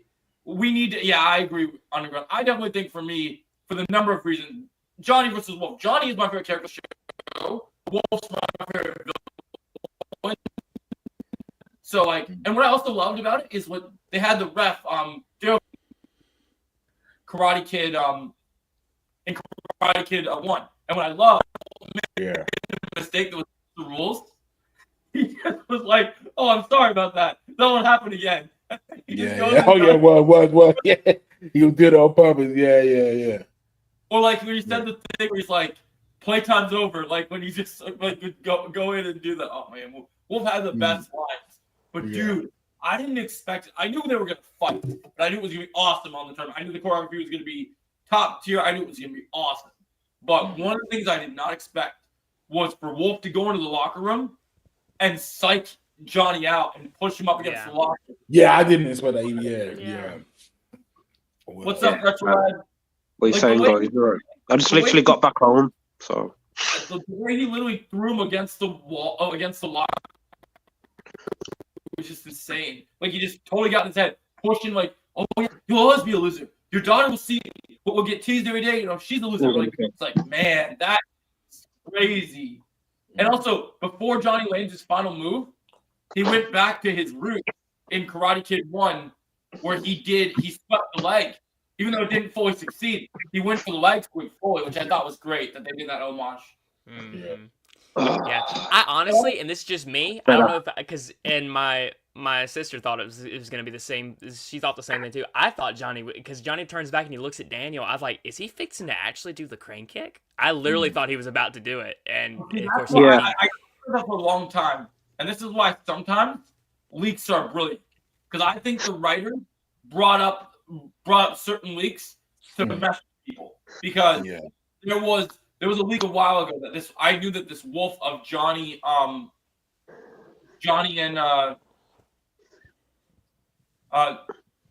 there's a leak of Johnny and Johnny and Wolf's fight, and it said that Yeah. Johnny won the crane kick. So I was expecting it. And then when he won with a spinning back fist, as someone who does karate, does martial arts and shit, I was like, oh. And it's Yeah. even more if you think about it, because Johnny teaches the way of the fist, and he won with the back of his fist. So Yeah. it's like, that was really Makes sense, doesn't it? Mm. yeah. Oh, nice, interesting. So we got interesting people are sharing their seasons. Oh, interesting. So nice. Oh my God. I do feel like Master Kim was wasted. I was like a bit disappointed. Yeah, no, I hear but you. I think so too. I think so too. I was expecting more from him, but clearly Yeah. he just was old that they didn't know what to do with him. But I do I hope we don't get know. that Robbie spin-off. So see what happens. They definitely, I mean, hopefully if we get to see a younger version of him, we can see what he was really like. Interesting. Yeah, I thought John was gonna do the crane kick to Nintendo. You're not the only one. Yeah, we all thought it. I think that's what Yeah. was genius about these records. They're like, oh yeah, we're gonna trick you guys, and it was brilliant. It was absolutely brilliant. One thing I was kind of sad about was I hate that Johnny was telling in the flashback he was telling this story about the Applebee's incident that we wanted to know so much, and they cut it off before you can finish it. Oh man, we got to get that story somehow. I got to see the whole story. He was like, Honestly, oh yeah, Yeah. I brought this cook, and he was and he was doing this thing. He pissed me off, and I was like, no, don't cut it off. I want to know what happened. Honestly, I thought at the end, Chris was going to reveal that he's Johnny's father, but we didn't get that either. It pretty much like confirmed it without confirming it because Yeah. since Johnny's real father abandoned him, from Yeah. what we know, Reese was the closest thing he had to a father. Yeah. So, Yeah. That 100%. yeah, so that for me, when I that whole heard, I thought they was literally going to do a twist or something like Chris was like his father all along, but like a Vader moment, but we didn't get it. I'm gonna be quite honest. I was never truly on board with the whole redemption arc with Kreese. I really wasn't. I was like, okay, he's a villain. Let him stay a villain. I know why the Vietnam flashbacks gives us an idea of why he's doing what he's doing. But keep him a villain. It's great. Yeah. But right at the beginning of episode 11, whenever he starts seeing Master Kim's torture techniques, Yeah. and you can see it on his face, and I'm like, oh, he's Yeah. starting to really begin to realize, Yeah. okay, this is what no mercy could Yeah. truly lead to if you're not Yeah. careful. Mhm. And then Yeah. and then you see him go on his little apology round. He goes to Tori, and then he goes to Johnny, and then that really big that heartfelt embrace. I was like, oh, this is okay. They're good. They did it right. They won me over. I was like, great. That's awesome. That's how you do a redemption story. I was like, yes, absolutely. I thought Chris was like similar to Vader, like kind of like redeeming himself, but yeah. Absolutely. I felt that with Chris and Vader, yeah. interesting. People are sharing their seasons rankings in the chat, which is pretty interesting. I So, do feel Jason- like Terry and Chris's fight felt like Mission Impossible, like kind of over the top on a yacht. I was like, this is a bit too much. I feel like they had to go out with a bang. Like they had so many rebuttals in the show. It had to go. I Yeah. feel like it had to go out with something big. They had to. Yeah. Yeah. Like, it was like, but I couldn't see them. I couldn't see them sword fighting. I couldn't see them punching Yeah. each other for a little bit. It had to be something like that because It had Yeah. to be something And- crazy. It had to be Yeah, and something crazy. Yeah, and I don't know if you heard our discussion earlier, Retro Lad, but one of the things that I really liked about Kreese and Silver's fight was that both of them were basically fighting to kind of regain that sort of like some Yeah. sense of power and worth, and Yeah. Kreese earned that by Yeah. defending Johnny and his family Johnny and against Silver. family, yeah. Yeah. Yeah. Yeah, I agree. So, yeah, because both of them have nothing. Because both of them have nothing left. They have nothing left to lose. Yeah. at the end pretty of it. much. So, Yeah, and then I know some people have said that, and that the CGI on Miyagi and that dream sequence is a little off. I do agree it was a little off, but at Yeah, the Like, same time, at the same, yeah, at, me, but at me the, and me and Jar was talking about this yesterday. Most of the budget's probably gone to Stranger Things, isn't it? So they don't really care about Cobra Kai. So Netflix Right. wouldn't give them more money because Netflix isn't nice to Cobra Kai. yeah, yeah, It's shown in but the market. Like they had every opportunity to market that this season properly, and that's why the business. leaks got So so bad. they had That's why. yeah, yeah, honestly. Yeah. I mean, I Netflix is the remember. reason. I don't know if you remember. I don't know if because I never really got to talk to you, Joe, about this. But like the weeks leading up to the trailer's release, people were like, "Where is the promotional for this final 5 episodes?" Like it. I mean, you talk Yeah. about last minute release of a trailer. Yeah. Like that's the closest they've ever released a trailer to actual like the It's episodes hard coming because out. it's really hard Yeah. because like I cover a lot of different content on my channel, but like as of my and this is a show I felt most for a long time. And while I cover a lot of things, Star Wars pissed me off, so I barely cover it. Marvel's hit or miss, whatever. Whenever I want to, these are things I look forward to, and then literally I'm waiting. I'm hearing announcements. I'm hearing things. Then I Yeah. hear nothing, then nothing, then nothing, then finally. yeah. So it sucks. Yeah, I don't know if you saw, because I was talking to them earlier, Retro Lad. But when they I have to go back and find it. I'll send it to you in Discord later. But Oh, well, there's somebody in the whenever they did the big world premiere red carpet for the fans, Okay. everybody and all the actors were there. Yeah. When it got to the Silver and Kreese fight and all of that happened and that episode ended the way it did. The audience was clapping and cheering, and then the lights came back on, and Thomas Wow. Ian Griffith and Martin Cove were on stage, and they gave like one final bow to the audiences, and they all like That's stood up and amazing. gave them like Sound a a good big boy, standing. yeah. It was like a big standing ovation for the two of them. I was After like, 40 years, yes. yeah. I was Wow. like, that's amazing. Yeah.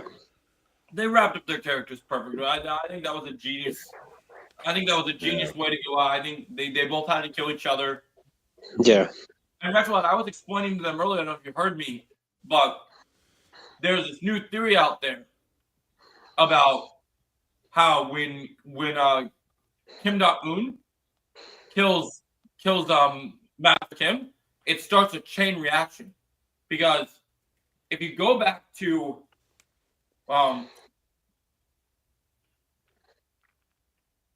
hold up. A continuation about. Go back to where?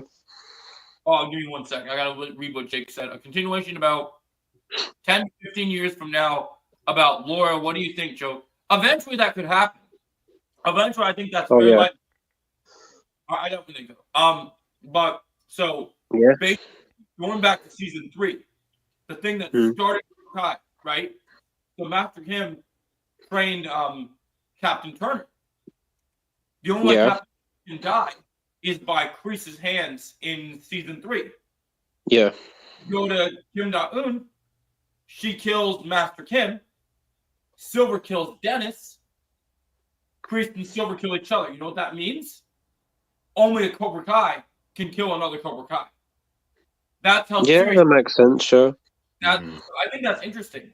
I find that interesting that happens. So that means, like I was saying earlier, if Johnny would ever do any of these shows or movies, he can only have someone who's in Cobra Kai. Right. So that's interesting. Where was Mike Barnes? Like, where was he? I think. Like, where the hell was Mike, man? My theory is that, and this is why I've said this for a while, and I'm going to do a video about this. They haven't announced this yet, but we need a Mike Barnes spell. I want to show either you bring him with Tori and Robbie, where they're traveling around the world, going to tournaments and winning and kicking ass, and he's their sensei, or give us just a straight up Mike. Can I talk to you about one of my biggest gripes about part 3? I'll tell you something that really bothered me. Before Dennis gets killed, when Dennis said that furniture stores was something, but wife and a kid, that's a little crazy, right? But the fact he's the one that burnt the furniture stores down, I was like, damn it! we needed Mike Barnes and Dennis to fight, man. I wanted that shit. Yeah. Like, I wanted that. Like, I don't know what the excuses was for Sean not being there. I know he launched a new hot sauce that he was advertising with the premiere, but I need to see that shit, man. I want to see. We need Barnes back. Honestly, you know what would be a really cool show? I think I would love to see like an adventure of like Chosen and Mike Barnes together. I think a Chosen Mike Barnes duo. Well, that'd be cool. Yeah. You talk about the Robbie and Tori possibly getting a spinoff, then Mike Barnes possibly being their sensei. That would make sense story wise because he's the only one of the overall adult senseis that was like international. Yeah. So awesome. I think that'd be awesome. Yeah. Yeah. Our couple would be sick. Can we just get Robbie to win a tournament, please? Please. Yeah. Please, man, he's my favourite character. Yeah, I hated that too, man. Yeah, Robbie, you should have done. Dude, I was so angry when they did that to his knee. I was like, what the hell's going on, man? Yeah, he can do something bigger than even that of the Sekai Taikai, where he can go and he can win. Yeah, I think that's definitely possible, Jake. Yeah, it's definitely possible. But yeah, I think that he could. I think that him and Tori are definitely gonna. Because if you look at season 6, his whole arc for him and Tori to be okay. Like that was his whole arc was him and Tori to be okay. So the fact that they are going to go together. Because if you look at if you look at it, other than season 4, Tori and Robbie have never been on the same side. So yeah, I think now that they're together,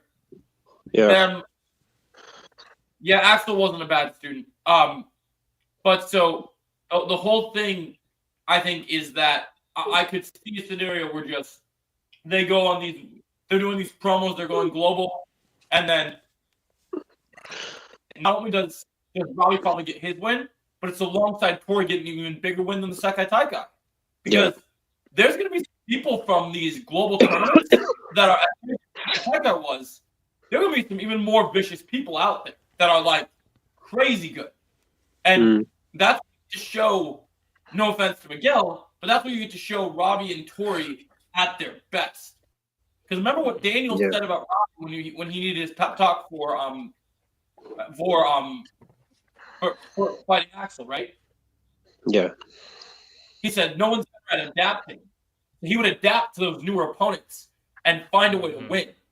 Yeah. And that's the thing that I think really. And from what that I still lady think, said, had he not had his knee not gotten broken, I think Robbie definitely would have won because he was starting to gain his momentum. That's why I said he got robbed.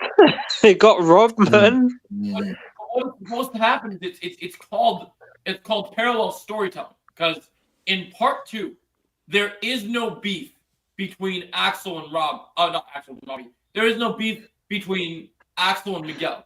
The only thing that they had was this stupid dangling like, oh, I want your girl. Which that wouldn't have worked for a storyline. It wouldn't have been good. They already did that storyline in season 2. Oh, I'm gonna your girl. Like that's not gonna work. So they needed to go rocky with it. And Miguel needed motivation to hate this guy. And since they built that brother so strong, it was gonna bother him. Yeah. So what if the swapped if it was Miguel getting injured again, like, and then Robbie has revenge or something? How would you feel about that? They already did that. That's the problem. Robbie hasn't got it. Also, Joe, I remember you predicted that when Johnny got Cobra Kai back, he would come out to Thunderstruck. You were so right on that. Oh, I did, man. I immediately when I saw that, I was like, he was right. Oh my goodness. Yeah. Wow. Yeah. Because when you look at season 1, they're shooting the Cobra Kai commercial, and Johnny says, you take the chrome snake and you throw some Thunderstruck on there at the end of the trailer. And then she's like, I'm pretty sure the rights to the song will cost too much. And then he's like, it's in the car. I own it on my cassette. I will say, like there was, I feel like, okay, who was your least favorite character in the show? Yeah, because mine's one. I've already spoken about this to Retro Lad, like many times about this one character. Sam. Because she pissed me off. Sam pissed me off. She caused a lot of the problems. That's what I'm saying, man, Chris. Yeah, Tori, Sam caused all all the this and disaster, that. man. She If it wasn't caused for such a Sam, havoc. if it wasn't Feel for about Sam, that. Miguel would not have hurt his back in season 2. Yeah. No, yeah. Just I mean, chain reaction. she's kind of been like the most, like, she's gone from really good to really bad to like back to balanced really good. So it's like, as a character, she's the most inconsistent character. But I think She didn't do much in part 3. I think they really brought her home in part 3. I think they really brought her home and really made you believe in her character. And I think that was beautiful. Yeah, Tori had a good especially arc. when she gives that spot over to Tori. You know. Yeah. A lot of people feel like that Sam's their least favorite. For me, I'm trying to think. Least favorite character. Mine is Dimitri. I'm sorry. Love Dimitri as well. You know what? Dimitri's not my favorite. He's probably my least favorite. You see with Dimitri, like how I didn't mind how he was. I didn't mind how he was the first 2. But the problem was, in the first 2 seasons, like after that, it's like he didn't like learn anything from everybody else, like in terms of like toughening up a little bit. He kind of stayed the same. Even though he was a good martial artist, he still kind of stayed the same mentally. Yeah, that's the problem. I think he would be my least favorite too, because in season 1, when they're first starting, like they're meant to be friends and then they become enemies. In season 1, he was fucking annoying. In season 2, like I think what they're trying to do the whole, oh, he's awkward like Spider-Man, right? They're trying to do that Peter Parker type of shit, which I get it. But season 1, he was super annoying. Season 2,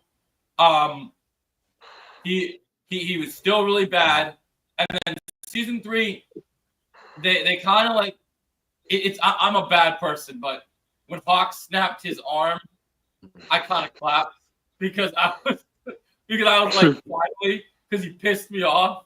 But like in season 3, they kind of towards the end when they brought those two together at the end when Hawk's like, look, I'm sorry for all of it. Which is one of my favorite moments in the history of the show when he joins in the fight.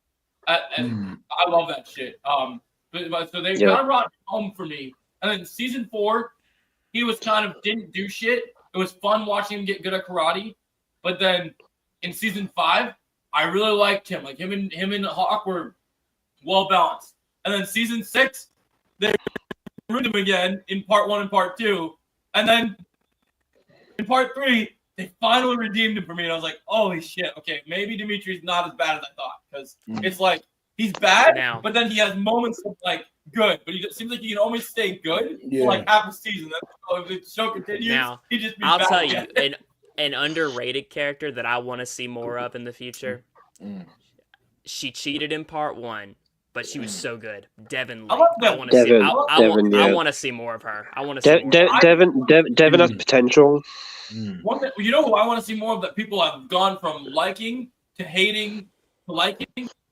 I need to see more of Kenny, bro. I love fucking Kenny. Oh, yeah, Devin and Kenny. That would be good. Devin and Kenny together would actually be good. Yeah, those two being together, I think that them as a spinoff would be sick. I love Kenny, man. I think Kenny's great. Where was Bert in part 3? Where was he? Oh god, whatever happened to Bert? Do you guys know the funny story about?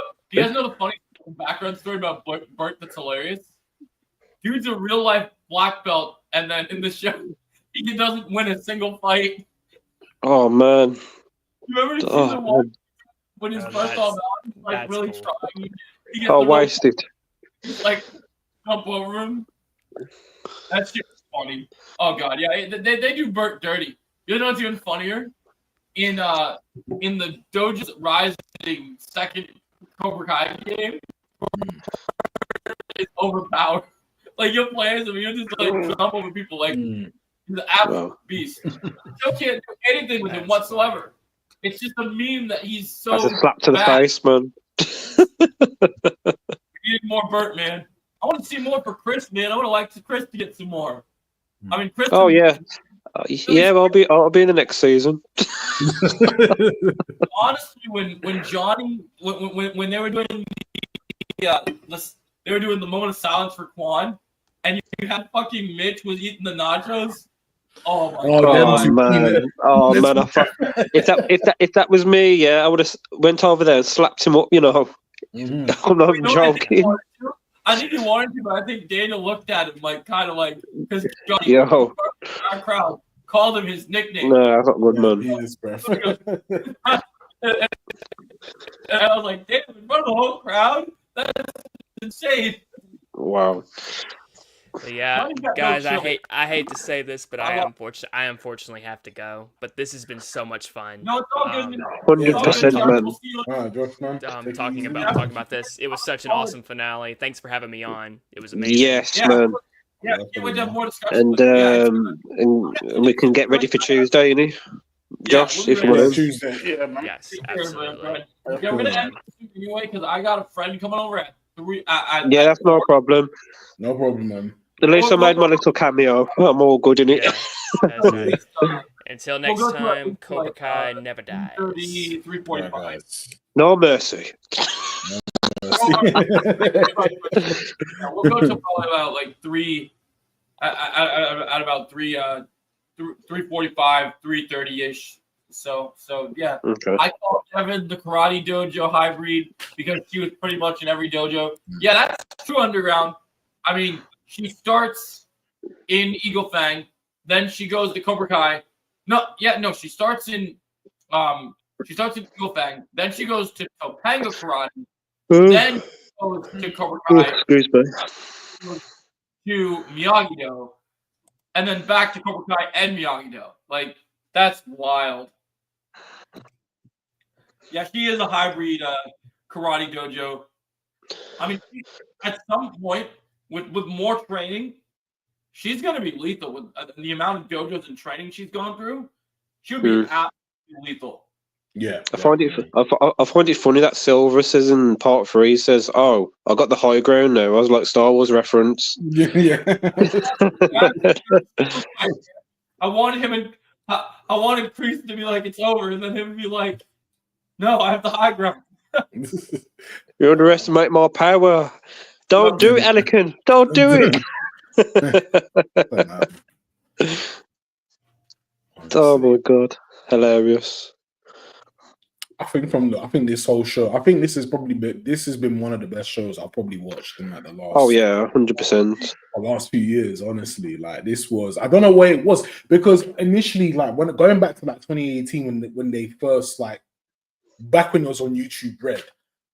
Yeah, like, I remember they showcased the first 2 episodes for free in it, so you could watch the first episode to see what it was about. I remember that. Yeah, I initially looked at it, I thought, I don't know if this is gonna be like the Karate Kid. Like this is years later now. Like, so how can they live up to that kind of thing? You know what I mean? And then I think when it came COVID time and I started watching it, I was just like, yo, this show is definitely This TV show helped me to forget about the Star Wars sequel trilogy because this was the Karate Kid sequel trilogy. If you think about it, yeah, literally, it was. Sense. Yeah, literally, and like.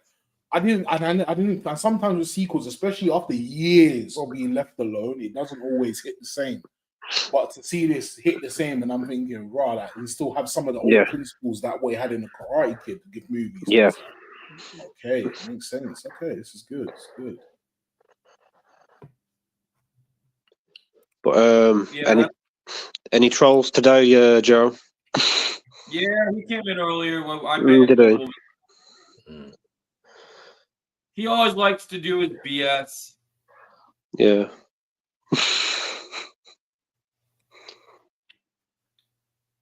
When are you seeing Chris? When are you gonna see Brave New World? So hopefully I'm gonna see it either Monday evening or Tuesday afternoon. Dude, I really want you to see it soon before we go to our podcast on Tuesday. Yeah, definitely. We're gonna rip into it on Tuesday, and I can't wait. Definitely. I've heard mixed things about it so far, but yeah, when like I I see said, it, there's good action scenes, but the movie is like it's supposed to be Captain America 4, but it's like I am Incredible Hulk the sequel without Edward Norton nor Abomination, and then it's like I'm also sometimes a Black Widow movie, and then I'm also that's right, Kang was still supposed to be kind of set up as the main bad, so we're kind of doing the Kang shit, and like it's kind of weird. And that's like trying to set up Thunderbolts but doing all this other shit. It's doing way too much. And it's got the Spider-Man 3 problem, which got too many villains. Okay. So Yeah, you know, you got Red Hulk, and you got the leader.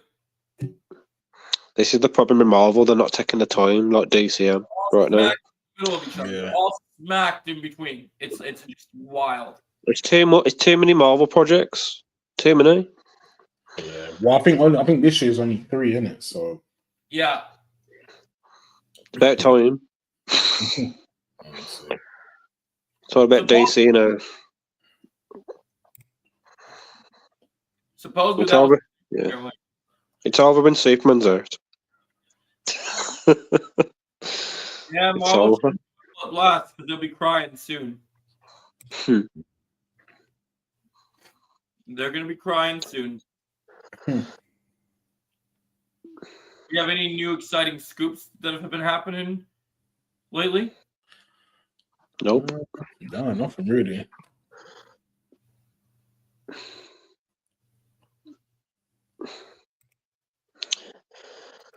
Yeah, we got guys. If you're listening, the audience, we got probably 2 special guests Tuesday. Stay tuned. That'd be a good time. I think we can get one on, but I don't know about the other person. I don't know if he's free or not. So we'll see what happens. That's true.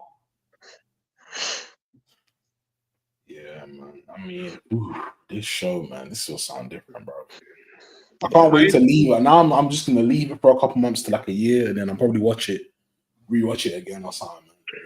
I do feel like part 2's plot was a slightly better than part 3, but the fights in part 3 and the ending was way better. I feel like the plot. You can argue the plot, but here's the thing: the plot is basically best for the best. If you've seen that movie, so like, Oh yeah, it's nothing that crazy. Where like for me, I feel like in part 3, it wasn't about just that you're finishing the story. It was about coming full circle. It was about each of these characters getting their chance to shine and finishing that beautiful story. yeah, And everyone had something to do. yeah. Except for Bert. Peters, I wonder how. I think Bert could have had more to show. They did him dirty, man. I didn't think they would. Yeah. Killing off Dennis like that too quickly was like, what the hell's going on? They should have showed us what happened. I didn't like how he was like. I thought it was funny though when Silver was talking to him, and Silver's like, "Oh, watch the deck, Dennis. You don't own it yet." And then you just hear him plop to the ground, and then Silver's like, Could at least had a fight scene with Chris, at least. You know what I mean? Like something. Yeah, I was really hoping we were gonna get one fight with Chris fighting someone else before fighting Silver. You know what I wonder? When they were filming this season, even though the show's over, I can't wait till the Blu-ray comes out because we need a box set. Yeah, the box set. I think there's going to be some big deleted scenes for this. Oh, that'd be good. Yeah. 100%. I saw something on Twitter the other day where it was like a deleted scene of Hawk in part 2. Yeah. Where Hawk was actually winning all of his fights and doing well, like just doing awesome. And then I saw something from part 1 where Devin, Sam, and Tori were all training in Miyagi-Do all together. And it was like a whole like girls episode. So that's pretty cool. Like them training together would have been cool. Yeah. And there was something when they were filming the season where it looked like Kreese was fighting someone in a karate gi. Similar to Chosen's gi. So either there's a Kreese versus Chosen fight on the cutting floor, or maybe it's Dennis that he was fighting. But I don't know.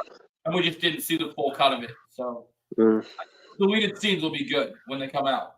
Mm-hmm. Okay. So hopefully they release those scenes. I like the scenes for sure. How many people can you get on StreamYard? I can get 6 on my version that I do. I can get 6. Okay. I thought it was 10. That's just I can get 6, but also Josh is only going to stay for an hour, so we can also swap it out. Yeah. Swap out, so that's not a problem. Yeah. Because how many are we planning on having for sure? I think Demon will be a bit late. I think GG will be. I don't know. I'll have to ask one. We'll see what happens. Innit? I think they'll definitely come though, 100%. Yeah, we'll get them all here. It will be great. Yeah. Yeah, I think it will be great. Yeah, I think it'll be interesting theaters to see what Ken Cole thought. So 3:30. I think we'll go till 3:35 because I gotta get some filming done today. Trevor's coming over to shoot some.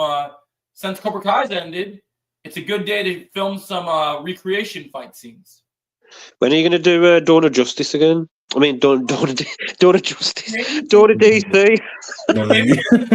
I said Dawn of Justice. What the fuck? I think Oh my god. we might do it tonight because he hasn't been. Okay, that's good.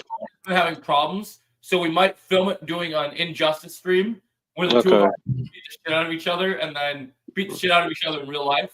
Because did I tell you the story? How me and Trevor are the real life Daniel and Johnny in real life? Where I don't know if I told you guys this story, but Trevor and I were playing Injustice, and he was beating my ass on the game, and then I stood up, and we had the controllers in him. We set the controllers down, and we just start in the middle of Trevor's house, just start sparring. Like we just start like he's punching me, I'm blocking. Okay, no. I'm footage of it. Like me and him have that camaraderie where we're just attacking each other. Okay, no.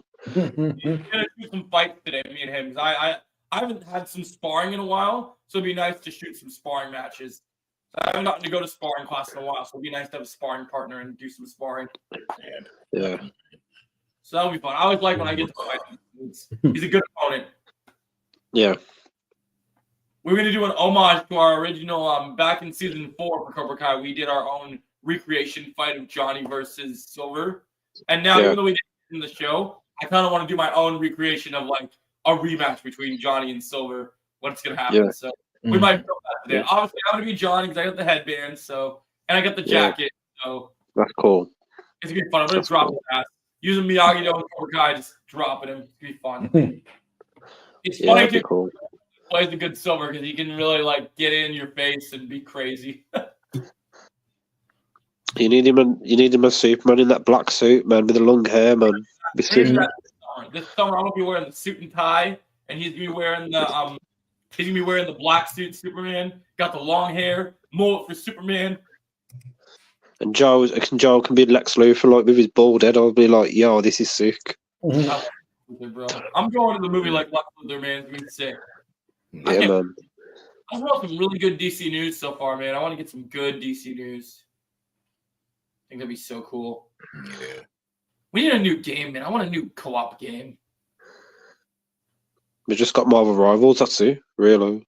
We need a DC Marvel Rivals, man. With the DC, bring the real. We should have DC versus Marvel Rivals. That would have been sick. Yeah, honestly, I want them to. I wanted to bring back what was it? DC Universe Online. Yeah, that was cool. That was cool back in the day. Remember that? Injustice 3 needs to happen.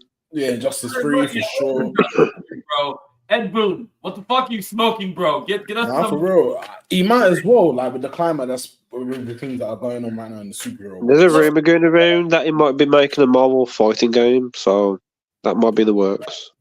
I know, and it's crazy. Interesting. But yeah, to be fair, Marvel haven't really had a fighting game like that, so. Yeah. Obviously, it's Marvel's Capcom, but still, they should really pull some strings. I mean, if it's the character, if it's not the universes like the movie universe competing, right? Why can't they team up? If it's like I don't understand why they can't team up movie wise to compete against each other, right? But video games, it shouldn't be a problem to get the video game stuff is separate from the movies. So why can't we get Warner Brothers and Marvel Studios? Or not Marvel Studios, Marvel Game Industries to go and just team up and make a Marvel and like give me like Injustice, but Marvel and DC, like Civil War style, right? Like that should be awesome. Like Batman going against Iron Man. I mean, it should be crazy.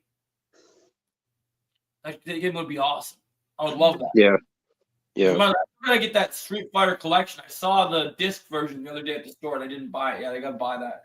Yeah, when Capcom Collection 2 comes out in May, it's over. Capcom versus SNK 2 online, it's over. Yeah, I want to play that so bad. I haven't played that since the GameCube days. Yeah, I'm ready to slap people online on that game. What are you guys doing for the rest of the night for Saturday tonight? I'm Just chilling. and probably just watch some movies or something. Trevor, YouTube. When Trevor goes home, you guys want to hit some Rivals later tonight? Should do, yeah. Yeah, it should be around, yeah. Yeah, just message us on Discord or something. Yeah, I'll hit you guys up. I know we got what was Or it called? Instagram. Yeah, I'll hit you up. I saw a what was it called? I got a I think there was a code that Jake sent me, and I got I got a brand new Iron Man skin where Okay. like a free skin. So I gotta show you that shit. It looks cool. It's like black and gold. It's pretty sick. Ah, sick. What? How long are you gonna?